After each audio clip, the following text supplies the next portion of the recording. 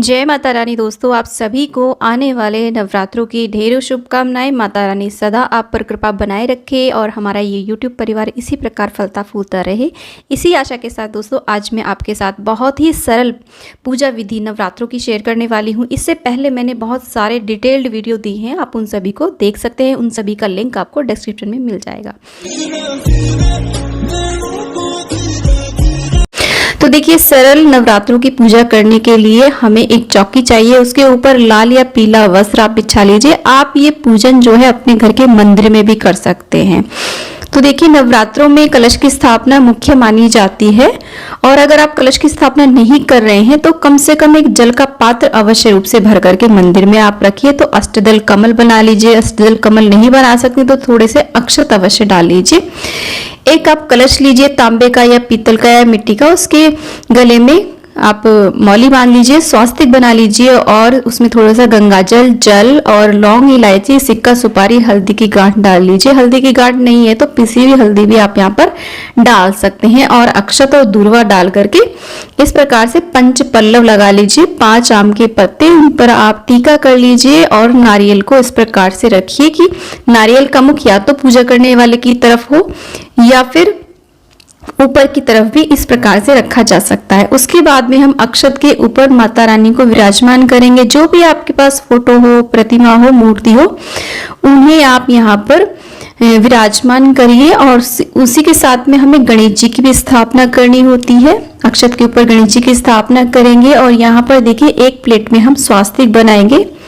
इस प्रकार से रोली से स्वास्तिक बनाइए, उसे हम माता रानी के साइड में रखेंगे और यहाँ पर उन्हें रखेंगे हम यहाँ पर ज्वारे। ये ज्वारे मैंने किस प्रकार से रोपे हैं इसका वीडियो चैनल पे आ चुका है, आप उस वीडियो को देख करके ज्वारे लगा देंगे। अगर आप ज्वारे नहीं बो सकते हैं तो बिना ज्वारे बोए भी आप अपना पूजन संपूर्ण कर सकते हैं। और उसके बाद में हमने जल का छींटा दे करके सामग्री के ऊपर अपने ऊपर हमने शुद्धिकरण कर लिया है, सभी पर जल का छींटा दिया है और उसके बाद में हमने एक धूप दीप की यहाँ पर स्थापना कर दी है। और यहाँ पर दोस्तों सर्वप्रथम हम अग्निदेव का आवाहन करेंगे। इस तरीके से धूप दीप हमने प्रज्वलित कर दिए हैं। हाथ में कुछ अक्षत पुष्प लेकर के हम यहाँ पर अपने व्रत का संकल्प लेंगे, आवाहन करेंगे सभी देवी देवताओं का कि हम किस प्रकार का व्रत करेंगे और जो भी हमारे संकल्प है वही बोलेंगे। सभी को हम आमंत्रित करेंगे कि वो इस चौकी पर विराजमान होकर के हमारी पूजा सेवा स्वीकार करें। अक्षत पुष्प को हम छोड़ देंगे इस प्रकार से और फिर से जल का छींटा देकर के स्नान कराएंगे। देखिए, यदि आपकी मूर्ति है तो आप साक्षात पंचामृत से भी स्नान करा सकते हैं।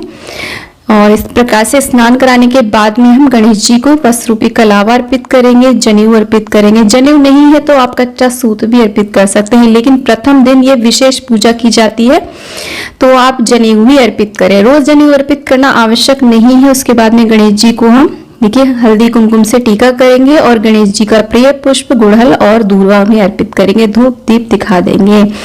ठीक इसी प्रकार हम कलश देव का पूजन करेंगे। देखिए, नवरात्रों में विशेष रूप से हो सके तो आप कलश की स्थापना जरूर करिए। 33 कोटि देवी देवता इसमें विद्यमान रहते हैं। यदि आपके पास माता रानी की मूर्ति तस्वीर नहीं है तो कोई बात नहीं, कलश का भी आप पूजन करके अपने नवरात्रे संपूर्ण कर सकते हैं। माता रानी का उसमें आवाहन कर सकते हैं और कलश को आप माता रानी का स्वरूप भी दे सकते हैं, उन्हें सजा सकते हैं माता रानी के रूप में। तो कलश पे हमने टीका करने के बाद में वस्त्र रूपी कलावा अर्पित किया है और यहाँ पर पुष्प अर्पित कर दिया है। माता रानी को भी हम टीका करेंगे, उनके जितने भी अस्त्र शस्त्र हैं सभी को हम टीका करेंगे, शेर को टीका करेंगे और फिर माता रानी को सिंदूर अर्पित किया जाता है। इस प्रकार से आप 5 बार 7 बार सिंदूर अर्पित करें और जो सिंदूर आपकी फिंगर में बच जाता है उस सिंदूर को आप अपनी चूड़ियों पर लगा सकते हैं, अपने माथे में अवश्य रूप से लगा लीजिए इस तरीके से, तो ये माँ से सुहाग लिया जाता है। उसके बाद में माँ को हम अक्षत अर्पित करेंगे और माँ को हम चुनरी चढ़ाएंगे। आप यहाँ पर चाहें तो देखिए श्रृंगार की सामग्री अर्पित कर सकते हैं। श्रृंगार की सामग्री आप नवरात्रों में प्रथम दिन या फिर किसी भी दिन माँ को अर्पित कर सकते हैं। अष्टमी नवमी के दिन भी आप अर्पित कर सकते हैं, सप्तमी के दिन भी अर्पित कर सकते हैं। चुनरी हमने माँ को उड़ा दी है। उसके बाद में हम माँ को धूप दीप दिखा देंगे और ये जो हमने ज्वारे खेतरी बोई है इनका भी हम पूजन करेंगे और यहाँ पर दीपक का भी हम पूजन कर देंगे इस प्रकार से। तो बहुत ही सिंपल साधारण सी ये विधि है। माँ का जो प्रिय पुष्प है वो होता है गुड़हल का, यानी कि लाल पुष्प जो भी हो माँ के प्रिय होते हैं। इसके अलावा जो भी पुष्प आपको मिल जाते हैं उन्हें आप यहाँ पर अर्पित कीजिए और इस तरीके से अच्छे से फूलों से सजा लीजिए। तो बहुत ही सिंपल विधि आज मैं आपके साथ शेयर कर रही हूँ। और माँ को जो मुख्य रूप से भोग प्रसाद चढ़ाया जाता है वो चढ़ाया जाता है लौंग बताशे का, और इसके अलावा आप पंचमेवा का भोग प्रसाद अर्पित कर सकते हैं। सारे फलाहारी भोग प्रसाद यहाँ पर अर्पित करनी चाहिए, क्योंकि ये जो व्रत होते हैं फलाहारी होते हैं। जो भी फल आपको मिल जाते हैं वो यहाँ पर आप अर्पित करिए। इस प्रकार से हम यहाँ पर फल में केला और सेब यहाँ पर अर्पित कर रहे हैं।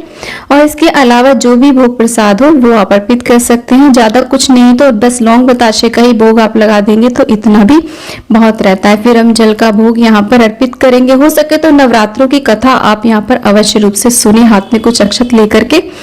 और नवरात्रों में हवन अवश्य रूप से किया जाता है, जिसे हम अग्यारी कहते हैं ना, वो जरूर करनी चाहिए। बहुत ही छोटा सा हवन होता है, इसकी वीडियोस भी चैनल पे हैं, आप जरूर देखें। तो कपूर जला करके हम गाय के गोबर के उपले को सुलगा लेते हैं, उसके ऊपर कपूर जला करके हम अग्नि प्रज्वलित कर लेते हैं। और फिर उसमें देखिए इस तरीके से आप गोले के टुकड़े चढ़ा सकते हैं। अगर आपके पास आम की लकड़ियां नहीं है, जो सूखा नारियल होता है ना, उसके आप इस प्रकार से टुकड़े चढ़ा करके हम हवन करेंगे। इसके बाद में माता रानी को लौंग के जोड़े अवश्य रूप से चढ़ाए जाते हैं। परिवार का प्रत्येक सदस्य ये लौंग के जोड़े अवश्य चढ़ाए, और इस पूजा को सभी जने मिल करके साथ साथ करें तो घर में बहुत ही ज्यादा शुभता आती है। तो लौंग को हम इस प्रकार से देखिए घी में डुबो करके माँ का मंत्र बोलते हुए ओम दुम दुर्गाय नमः बोलेंगे, या फिर ओम ऐं ह्रीं क्लीं चामुंडाय विच्चय बोल करके हम ये लौंग के जोड़े अर्पित करेंगे। साथ में बताशा भी अग्नि में जरूर अर्पित किया जाता है, घी में लगा करके। आप लौंग बताशे को एक साथ भी इस अग्नि में डाल सकते हैं। और इसी के साथ में देखिए इस तरीके से हम यहाँ पर सामग्री की भी आहुतियां देंगे। सामग्री कैसे बनाई जाती है नवरात्रों में, उसका वीडियो भी चैनल पे है, आप जरूर देखिए। उसके बाद में घी की आहुतियां बीच बीच में देते रहेंगे माँ के मंत्र बोलते हुए। तो बहुत ही छोटा सा ये हवन होता है, तो हवन कुंड को हम थोड़ा साइड में रख देते हैं। उसके बाद में कपूर से हो सके तो माँ की आरती करिए, कपूर से नहीं तो आप दीपक से भी आरती कर सकते हैं। तो इस प्रकार से बहुत ही सिंपल साधारण माता रानी का हमें पूजन अवश्य करना चाहिए। यहाँ पर आप चाहे तो देखिए अखंड दीपक भी जला सकते हैं, नवग्रह की भी स्थापना कर सकते हैं। इसके बाद में हम सभी आरती लेंगे और यहाँ पर जल फेर देंगे आरती के ऊपर। और उसके बाद में माँ से अंत में क्षमा याचना जरूर करनी चाहिए। माँ से